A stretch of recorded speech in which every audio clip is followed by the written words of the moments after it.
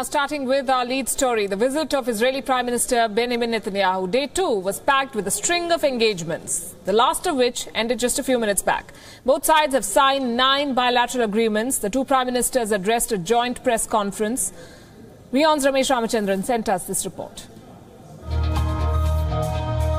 It was a busy day for the Israeli Prime Minister. Benjamin Netanyahu began his second day in New Delhi with a visit to Rajghat, where he paid homage to the father of the nation, Mahatma Gandhi. The Israeli Prime Minister then made his way to the President's house, where he was given a ceremonial welcome.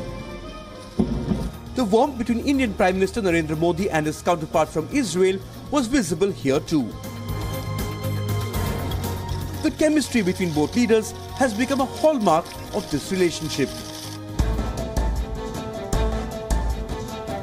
After the photo op at Hyderabad House, the leaders held talks that led to 9 agreements between the two countries. We are both countries that have never forgotten our history and our heroes. And we deeply appreciate this gesture by Prime Minister Netanyahu. As we look to the future of this exciting partnership with Israel, I am filled with hope and optimism. In Prime Minister Netanyahu, I have a counterpart who is equally committed to taking the India-Israel relationship to soaring new heights. Netanyahu announced his support to India in its fight against terrorism. In the joint statement, both countries vowed to take strong measures against terrorists. Indians and Israelis know too well the pain of terrorist attacks. We remember the horrific savagery in Mumbai. We grit our teeth. We fight back. We never give in. After leaving Hyderabad House, the Israeli Prime Minister held a series of engagements with business leaders from India. Israel's economy largely depends on exports, and Netanyahu wants to bolster Israel's defense and trade engagements with India. Mr. Modi, when I have a chance. Although the optics of the visit were marred to some extent by India's cancellation of a defense deal and India's vote against the US in the UN on the issue of Jerusalem, Prime Minister Netanyahu seems to indicate that he has put those disappointments behind him as he looks to take the ties on a firmer, higher trajectory. For his part, Prime Minister Modi expressed a desire to take what is a government-to-government relationship into one which is more broad-based, involving people-to-people ties. Trade, terror and technology were key focus areas for him. On the other hand, Prime Minister Netanyahu described Mr. Modi as a revolutionary leader who was transforming India and with it, the India-Israel ties. Tomorrow will be a relatively leisurely day for Prime Minister Netanyahu, who will make time to visit Taj Mahal, the Monument of Love in Agra with his wife, and later address the Raisina dialogue here in New Delhi. With video journalist B.D. Dhyani, I'm Ramesh Ramachandran for WION. So, of course, everyone's talking about the Israeli Prime Minister in India. You know what else has become a big talking point? The duration of this visit. 6 days is a long time for a head of state to visit another country by any stretch of the imagination. This is also one of Netanyahu's longest. Israeli Prime Minister Netanyahu visited 15 countries last year in 2017. The longest visit he made was to Australia. That was for 5 days. Russia, Hungary, Greece and Singapore were the other countries that he visited. Those were short 2-day visits, while Liberia, Kenya and China were single-day whirlwind trips. So what's the point we're trying to make here? The point is this, or the question rather, why does Netanyahu attach so much significance to India that he's spending 6 days here? It's worth dwelling on some figures now. Between 2012 and 2016, India accounted for some 41% of Israel's arms exports. India is Israel's biggest market. And for India, Israel is the 3rd biggest arms supplier. So when India cancelled a $500 million order to buy some 8,000 Spike anti-tank guided missiles, Israel was not too happy, understandably. Netanyahu needs the Indian defense market, and for that, he's willing to invest both time and effort. Now let's look at the trade deals between the two countries. Israel wants a free trade agreement with India. Bilateral trade is not very high, $4.3 billion at the moment. Foreign direct investment from Israel to India rests at $87 million between April 2000 and June 2015. That's, I said, not a lot, admittedly. India is Israel's third largest trading partner in Asia, behind China and Hong Kong. But India is a country of 1.32 billion people with a ballooning middle class, growing more prosperous every day, with a buying potential. And the potential of this market is immense, and that fact is not lost on the Prime Minister of Israel. Coming back to the 6-day break from Israel, it's ironic that a recent paper in the Israel Democracy Institute had this to say about their own Prime Minister. And I'm quoting, "The Prime Minister of the State of Israel is one of the busiest world leaders. When he spends time on and preparing for police interrogations, clearly his capacity to give his full attention to the affairs of the state is impaired." What were they talking about? Netanyahu's position at home is dwindling. He's implicated in several investigations. He's accused of having illegally received gifts. He's suspected of having negotiated a deal with a newspaper magnate in exchange for favorable coverage. His aides are under probe in a corruption scandal concerning the purchase of submarines from Germany. Coming back to what happened today, no high-profile deals were announced, military deals, at the end of Netanyahu's talks with Narendra Modi. But this would be in keeping with the disinclination of both sides to avoid talking about defense cooperation, which even today remains largely under the radar. It would seem the embarrassment caused by India cancelling the Israeli Spike anti-tank missile system less than 2 months ago has been overcome. The buzz is a government-to-government deal will ensure the $500 million deal will go ahead in order to meet the Indian Army's current requirements. This will also ensure the facility set up by the Indian firm Kalyani in Hyderabad for the Spike is not mothballed. Relief all around. Last year, there were some major announcements on the India-Israel front.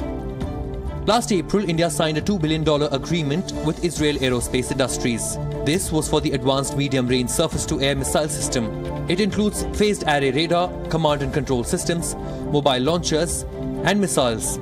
Israel Aerospace also committed to more long-range surface-to-air missile systems for India's aircraft carrier. That deal is worth $1.6 billion. Looking ahead, the Indian Air Force is reported to be keen on adding 2 more Israeli Falcon AWACS or Airborne Early Warning Radar to the 3 it currently operates. India remains dependent on Israel for unmanned aerial vehicles or drones. As of last year, India had the largest fleet of Israeli drones in the world, 176, larger than even Israel's. Add to that aerostats, which are balloons tethered to the ground, fitted with cameras and radar that rise to a considerable height. They are ideal for surveillance of border areas. Israeli company Aero-T, which is specialized in aerostats, has tied up with Hyderabad-based Garware Wall Ropes to provide technology, electronics, integration with radar and other support. Other areas where India and Israel are exploring joint ventures are in remote weapon stations, advanced armor solutions and air defense systems. Also, Punj Lloyd Raksha will be making the Taiwan Special Force rifle in a joint venture with Israel Weapon Industries. The government is evidently hoping the Israeli connection with the private sector will speed up Make in India. Bureau Report, WION. There's a lot of interest in India about Israel, and so we thought it's a good opportunity, it's a good time to help you understand the country and its relations with its neighbors. The Arab-Israeli relationship has been one of the most hotly contested conflicts in the history of mankind. From the time the idea of the State of Israel was mooted in what was then Palestine, it appears that the two Abrahamic religions of Islam and Judaism have been at loggerheads with each other, but this hasn't always been the case. Our next report shows you the striking similarities in the two Semitic faiths, both ancient and rooted in tradition.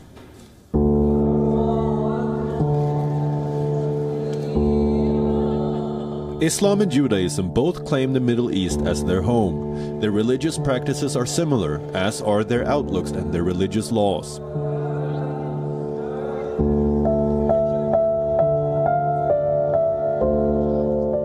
To begin with, both religions are fiercely monotheistic and believe in the idea of scriptures that were revealed to their respective prophets by God. The Islamic Sharia law and the Jewish halakha are both drawn from the oral traditions of the Middle East, and secular and religious diktats in both religions are often intermingled. Even punishments for dissenters in each religion resemble each other. There are also several cultural practices which are either the same or similar.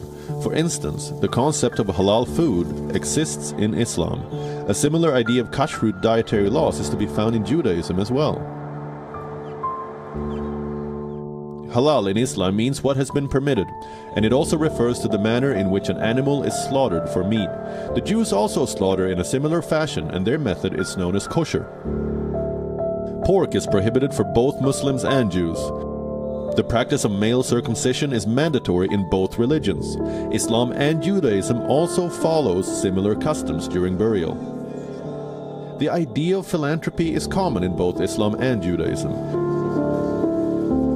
The practice is known as sadaqah in Islam and tzedekah among the Jews. But these are just a few of the similarities. At a time when people of the two faiths are fighting to live on the same stretch of the Holy Land, is it perhaps important to remember the commonalities between the two and the historic heritage which they share?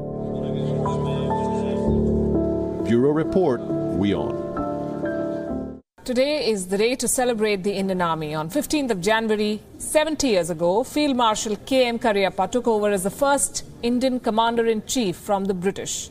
Every year, the Army Day is celebrated with a parade observed by the Army Chief. Today was no different. Chief of the Army Staff, General Bipin Rawat, observed the parade at the Karyappa ground in New Delhi. The Indian Army showcased its strength during this parade. Members of the military showcased defense equipment and slithering operations. Daredevils on bikes performed stunts that enthralled the crowds. Gallantry awards were also presented to Army personnel. President Ramnath Kovind and Indian Prime Minister Narendra Modi greeted Army officers on this occasion, calling the Indian Army the nation's pride. The President of India said that members of the Indian Army are the sentinels of the liberty enjoyed by the citizens of India. Prime Minister Narendra Modi saluted the Army personnel who were martyred on duty. He also said that every citizen of India has unwavering trust and pride in the Indian Army. During his address, Army Chief General Bipin Rawat hit out at Pakistani forces for aiding infiltrators. Listen in. Northern borders पर वास्तविक नियंत्रण रेखा के क्षेत्र में विवाद जारी है। इसका उल्लंघन होता रहता है, जिसे रोकने के लिए हम संयुक्त रूप से कार्य कर रहे हैं और करते रहेंगे। नियंत्रण रेखा पर पाकिस्तानी सेना संघर्ष विराम का उल्लंघन जारी रखते हुए आतंकवादियों की घुसपैठ में सहायता करने के प्रयास करती रहती है। हम विरोधियों को सबक सिखाने के लिए अपनी ताकत का इस्तेमाल कर रहे हैं। पाकिस्तान की किसी भी उकसाने वाली कार्रवाई का हम हमेशा मुंह तोड़ जवाब देते रहेंगे। अगर हमें मजबूर किया गया, तब हम अपनी सैन्य कार्रवाई के दर्जे को बढ़ाकर अन्य कार्रवाई भी कर सकते हैं। So the Army of Independent India is 70 years old today. The Army has seen 6 wars and as of today is focusing more on the northern and eastern borders while ensuring proactive defense on the line of control with Pakistan. We decided today was the right day to do a SWOT analysis, look at the strengths, weaknesses, opportunities and threats that the Indian armed forces face. Let's begin with the strengths. The Indian Army is the biggest voluntary army in the world. It has more than 1 lakh active personnel, more than 900,000 men in the reserve forces. The sheer numbers make it the biggest ground force the world over. A comprehensive modernization plan is being implemented, but limited resources, bad planning and political interference have led to serious gaps and deficiencies in equipment. Corruption scandals and red tape have added to the problem. What is the current direction then? The army remains heavily dependent on imported equipment. As much as 70% of current equipment is of Russian origin, which includes tanks, infantry combat vehicles and artillery. The army is dependent on Israel for unmanned aerial vehicles. The government is pushing hard for private Indian companies to enter defense manufacturing, but it's a long way to go. And this also ties in with the government's Make in India mission. What are the threats now? The Indian Army is faced with 2 threats, China and Pakistan. The Army is preparing for a 2-front war. Its training has also factored in nuclear, chemical and biological warfare. Future wars could also be far from Indian shores against terrorist groups. There is a view that the days of amassed conventional battles are over. The future battle will be of short duration, high intensity, involving combined arms. Technology will be the force multiplier in a war. In the future, cyber warfare by a foreign entity could be the challenge before the army. The army is aware of these challenges. The training command has introduced new courses to build expertise and orient officers and men to new threats. The army is aware that it's not attracting the ideal talent into its ranks. And this is not just the problem in India. In some of the finest and oldest foreign armies, finding and retaining talent remains a major challenge. Now, WION was the first channel to expose how networks and rackets around the Indo-Bangladesh border use cattle smugglers and agents to help Rohingyas cross over to India from Bangladesh without valid visas and passports. And now we've found how a refugee camp comprising such Rohingyas has come up in Bengal's South 24 Parganas district. Here's an exclusive report. It's a narrow lane of tin and asbestos huts tucked away in Harda village of 24 South Parganas district. There are 8 rooms in all and 2 common toilets. This is home to a total of 29 Rohingyas of 6 families, all of whom crossed over from Bangladesh illegally. The men are finding work locally. Social worker Hussain Ghazi helped set up this camp with the help of NGOs and villagers. ए पर हमारा 16 room है, 16 room में 8 family रह सकता है, उसको double room कर दी है। तो डबल एक रूम में एक ये में 2 रूम है, उसको एक फैमिली जिसको ज़्यादा आदमी है उसको रहने में बहुत सुविधा है। The Rohingyas here have been on the run for the last many months. They fled Myanmar's Rakhine state, reached Cox's Bazar in Bangladesh and paid an agent to cross over to India and reach Manipur before heading to Delhi, Jammu and Hyderabad to get an NHRC card before arriving at this camp barely 30 kilometers from Kolkata. Hyderabad में जो ये camp पे refugee card बनने के लिए पहुंच गया था। फिर इसके बाद देखा था यहाँ पे कलकत्ता में घर बना रहा है, फिर देखेंगे बोल के आया हैं। Close to 29 people are staying in these rooms, and in one particular room they have provided a tin partition. As you can see, there is a tin partition inside the room and has been divided into 2 parts. It is a huge room. Besides that, they have also provided space for cooking, and this is the stuff that they use. They use the brick wood to burn the fire here, and they cook their meals here. Besides that, you can see that they have got water from the newly set up tube well right near the refugee camp. WION was the first channel to expose the networks through which such illegal infiltration is taking place. We had shown how cattle smugglers along with agents in Bangladesh helped the infiltrators cross the border in Malda district of Bengal.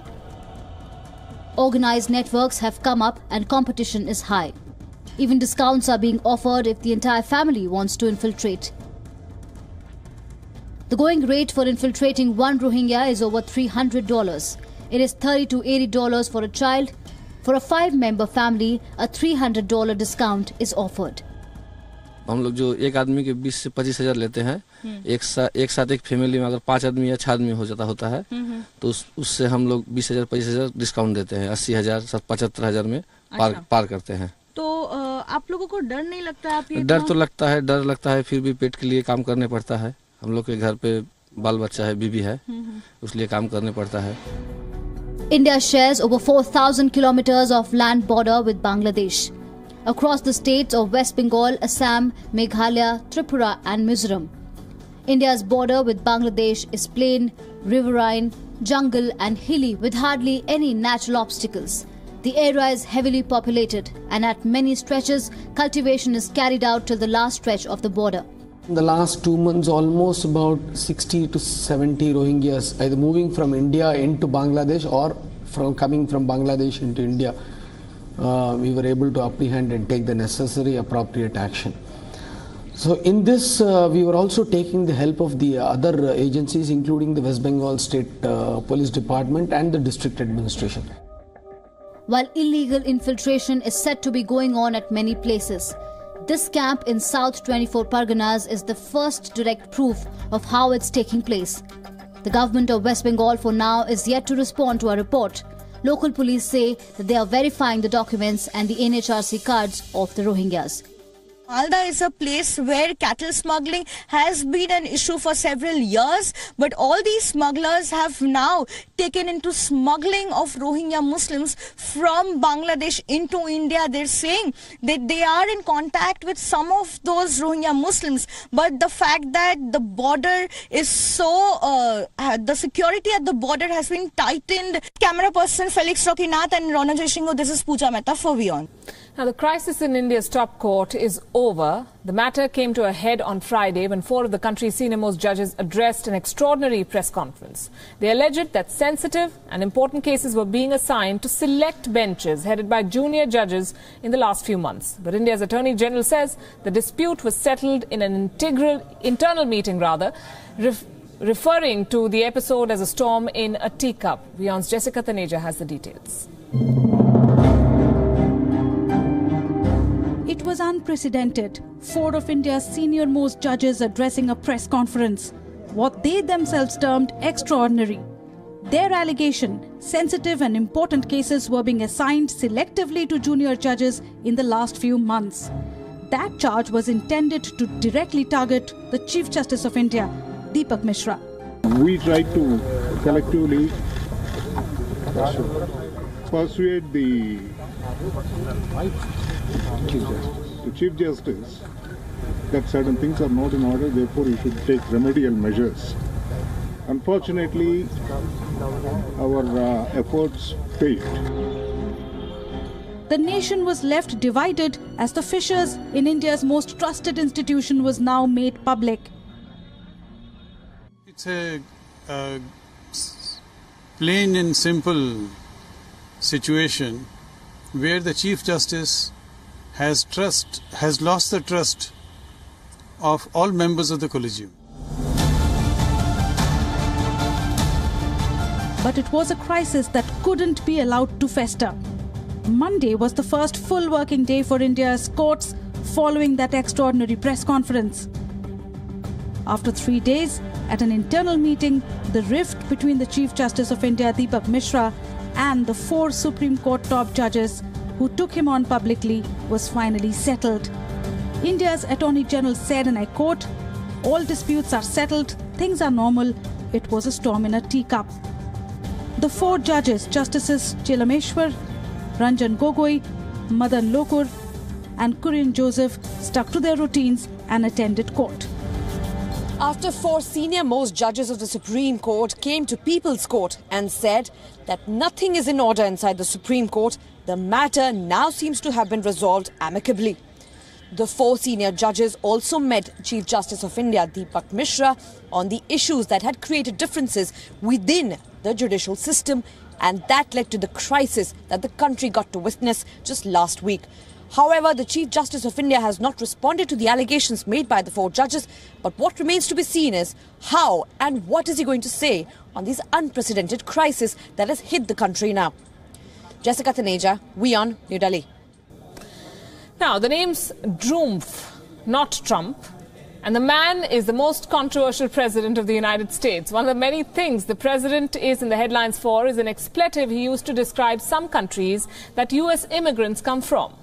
But President Trump's grandfather, Frederick Trump, himself had migrated from the tiny town of Karlstad in southern Germany to start a new life in the US. 2 years later, he returned to Germany and wanted to stay there forever, but his application for repatriation was refused. Senior foreign editor Padma Rao travels down memory lane. Born in an impoverished family, Friedrich Trumpf, or Frederick Trump, initially worked in a barber's shop. But he had heard of the land of milk and honey from his sister, who had already migrated to the United States. The boy, approaching adulthood, ran away, boarded a ship and sought refuge with his sister's family in New York. 20 years later, he returned to Germany, only to fall in love with Elizabeth and marry her. The couple left for America, but Mrs. Elizabeth Trump was not impressed. In the voluminous archives of Germany's state of Rhineland-Palatinate, Franz Mayer, who heads the department, tells us the story. Es war aber dann so, dass er im Jahr 1902 eine Reise in die Heimat unternommen hat, dort eine Frau in seinem Heimatort kennengelernt und geheiratet hat. Mit dieser Frau ist er wieder nach Amerika. Die Frau hat das Leben dort aber nicht so schön gefunden. Sie hat dort etwa 2 Jahre ausgehalten und dann offensichtlich den Wunsch geäußert, wieder nach Deutschland zurückzukehren. Und das war der Grund für Trump, mit seiner Frau zusammen dann 1904 nach Deutschland zu reisen und sich dort um die Wiedereinbürgerung zu bemühen. But what was the real reason for the land of his birth to reject him? Die Behörden in Bayern haben großen Wert darauf gelegt, dass Auswanderer sich ordnungsgemäß abmelden, sich eine Genehmigung einholen für die Auswanderung, vor allem dann, wenn sie noch keinen Militärdienst abgeleistet hatten. Wenn Leute ohne Genehmigung auswanderten, dann hatte das zur Folge, dass ihnen die Wiederansiedlung in Bayern nicht gestattet wurde. Damit wollte man eben die Leute abschrecken, ohne Genehmigung auszuwandern. In other words, and by emigrating to the United States at age 16, young Frederick Trump had been a draft dodger. His repeated petitions for repatriation were dismissed and the couple sent back to the United States. The rest, as they say, is history. Bureau Report, WION.